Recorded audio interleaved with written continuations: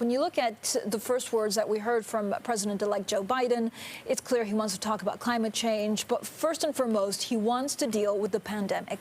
What should be on his to-do list today? Well, I think today he's going to announce a great group of advisors. I think he's sending the signal that the response will be guided by science, informed by the public. And I think that's a big relief after a response that really had just completely fallen off the tracks. How does he, because it's state by state that actually a lot of the decisions are taking place, what's the true power of a president? Well, there's some very important roles for the federal government. That hasn't been appreciated because the federal government really hasn't undertaken those roles. But one of them would be to really have a testing strategy. Another would be to make sure the supply chain is strong, particularly for protective equipment that so many people need in different kinds of jobs, including healthcare. There are really important roles for giving clear guidance to states and localities. Right now, it is just a cacophony of different approaches, and some of them really make no sense. So I think that bringing a little bit of order to the chaos is going to be really important. And then setting a tone for states and localities. There is a really important role for local government, but it needs the support of the federal government, and I think that's going to be a major goal. Professor, this is an unfair question, but I'll try it anyways. You've been so good to be with us. And that is, another expert said you could extrapolate out something like 80, 90, 100,000 deaths before the inauguration of January 20th. Do you agree with that the extrapolation of the case-to-death ratio right now is that grim?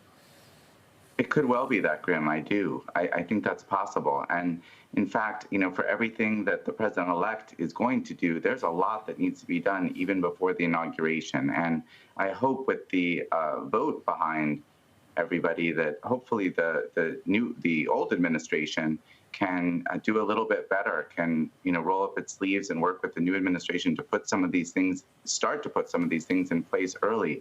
Every day that it moves early will be more lives that are saved. So what is the first order condition for Dr. Fauci and Dr. Birx right now? What is the change behavior you'd like to see? Probably clear messages on masks. I mean, up to the very end, very mixed messages on masks. You still have the advisor, Scott Atlas in the White House, tweeting things about masks that don't make any sense. And I think that's really undermined people's understanding of what they can do themselves to protect themselves. Joshua, can you give us an update on how the main hospitals in the States where we've seen an incredible number of infected people with COVID-19, how are they coping?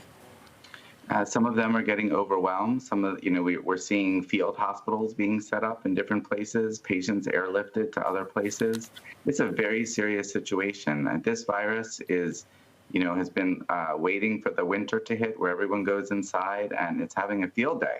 And unless we're really able to come together and push back and really get the support of the federal government, it's going to be a very difficult situation. And I'm worried about these places, and I hope that it doesn't keep spreading to other places.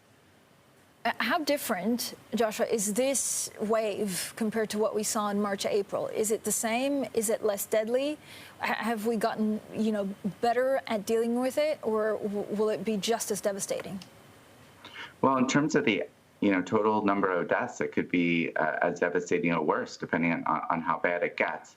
I think we've gotten better at taking care of patients and their treatments and other things that are now able to save lives, but that doesn't mean there will be fewer deaths because there's so many more people infected. We have record numbers of total infections. So even if there are, fewer people per 100 people who are sick who are dying, in the end, because there's so many more people who are infected, you could wind up with more deaths. And that's a really unfortunate, tragic situation that we should all be fighting to avoid.